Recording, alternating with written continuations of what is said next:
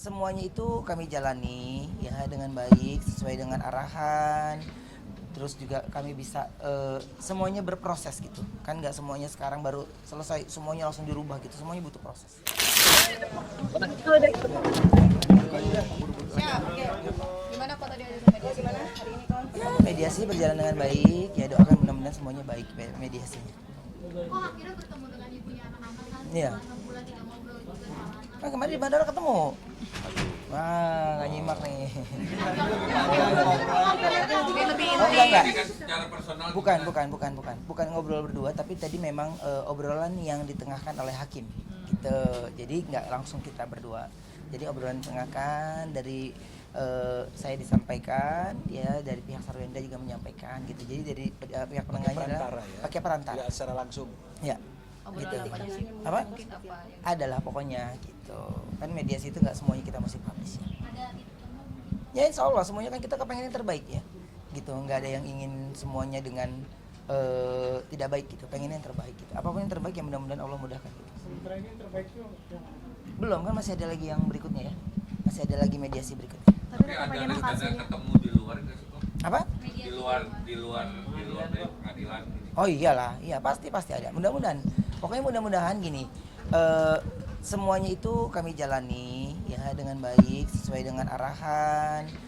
Terus juga kami bisa semuanya berproses gitu kan, nggak semuanya sekarang baru selesai semuanya langsung dirubah gitu, semuanya butuh proses gitu. Maaf, kalau salah anak-anak katanya sama ibundanya juga sudah pindah, itu gimana sih? Kayaknya bukan kapasitas saya untuk bicara dulu itu ya, nanti biar ada dari pihak Bang Minola gitu mungkin yang bisa menyampaikan itu Kok tadi kan gitu. mungkin ada obrolan untuk ada lagi jadwal bersama anak dan mau ke Bali yang Nanti kami pasti update gitu ya. Baik, teman-teman terima kasih, aku mau buru-buru live. Nanti sama Bang Minola aja lanjut ya.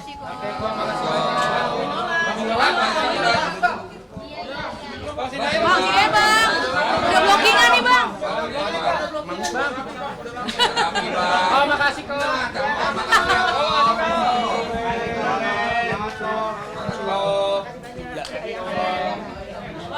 Oke bang, gimana bang?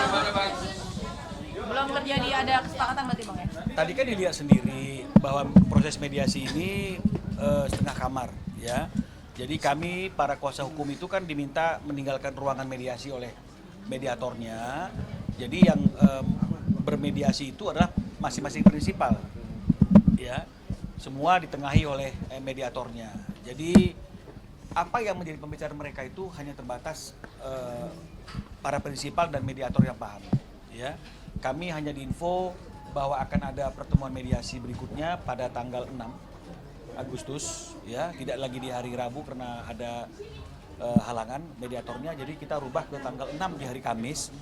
Itu mediasi kedua, ya. Jadi tadi artinya itu apa yang menjadi pembicaraan masing-masing prinsipal itu hanya diketahui oleh mediator, ya, prinsipal hanya mediator. Nanti tentu sebelum mendekati tanggal 6 akan ada komunikasi antara kami sebagai kuasa hukum dengan masing-masing klien kami untuk persiapan di tanggal 6. 30 menit mereka duduk apa sih poin yang harus praktis sementara ini? Ini juga masih belum disampaikan ke kami. Jadi tadi mediatornya bilang ini masih terbatas bagi kami bertiga, masih 6 mata. Jadi mohon kuasa hukum juga sabar. Kita akan ketemu lagi di mediasi kedua di tanggal 6 Agustus. Setelah itu baru kita akan membahasnya secara proporsional yang melibatkan kuasa hukum. Nah, jadi oleh karena seperti itu kami juga tidak tahu apa materinya.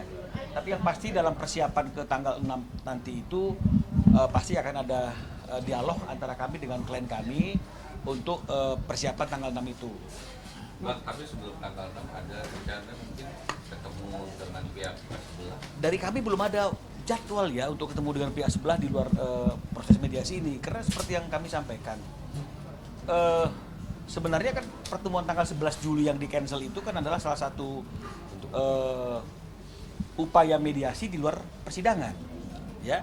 Namun ketika mediasi itu kemudian dibatalkan dengan alasan kami sudah mengajukan gugatan hak asuh anak, ini membuat akhirnya mediasi di luar persidangan itu tidak lagi menjadi opsi, ya. Karena kuasa hukum S juga mengatakan bahwa buat apa mediasi 2 kali?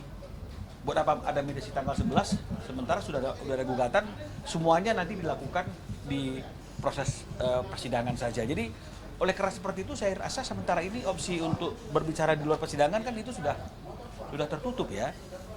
Meskipun nanti ke depannya kita nggak tahu apa yang terjadi, tapi sementara ini opsi untuk bertemu di luar persidangan, bertemu di luar mediasi itu sudah tidak mungkin lagi. Bang, sedikit mungkin tadi perihal Disinggung soal debt collector. iya tadi ada tanggal 11 Juli datang. Kalau tidak salah akan dilelang. Mungkin gimana?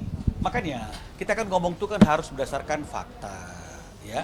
Kita boleh ngomong apa saja, ya, karena seperti lagu mengatakan memang lidah tak bertulang, kan begitu, ya, gampang ngomong apa saja, ya.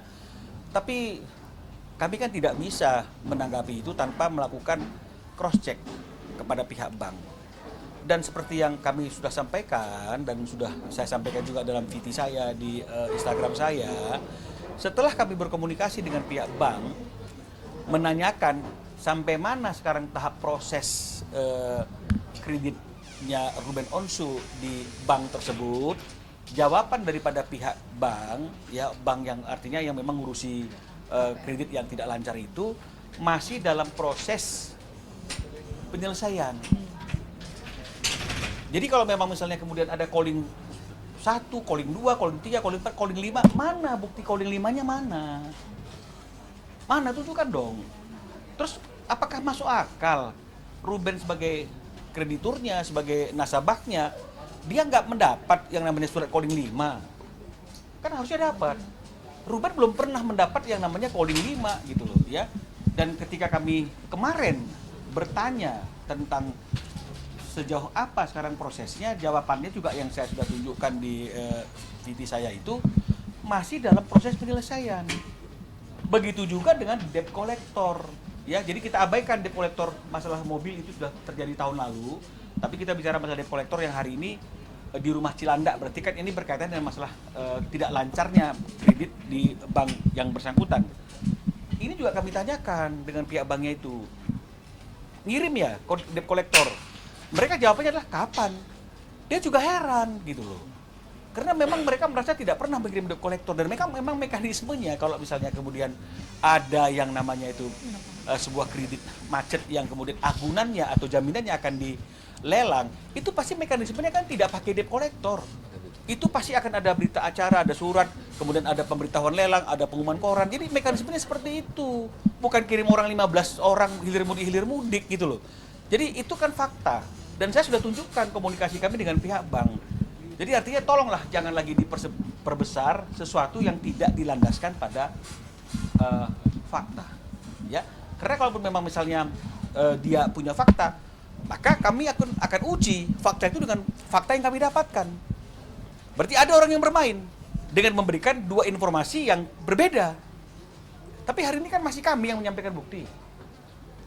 Harusnya itulah yang menjadi pegangan kita bahwa berita apapun yang berkaitan dengan masalah lelang dan debt collector itu adalah hoax. Karena tidak dilandasi pada bukti yang dapat dipertanggungjawabkan. Kalau kami kan saya sudah tunjukkan, boleh diulang-ulang tuh, dikunjungi lagi IG saya. Ada di situ dialognya. Ya, bukan artinya itu kita itu ingin memojokkan seseorang, tapi karena banyak pertanyaan, ya kita harus tunjukkan ini loh. Kami ngomongin dasarnya ini gitu. Bukan hanya dasar ngomong saja. Ya, saya kira seperti itu kalau mengenai masalah itu. Gak sempat baca? Dengerin aja. Klik icon text to speech, gak pakai ribet di okezone.com.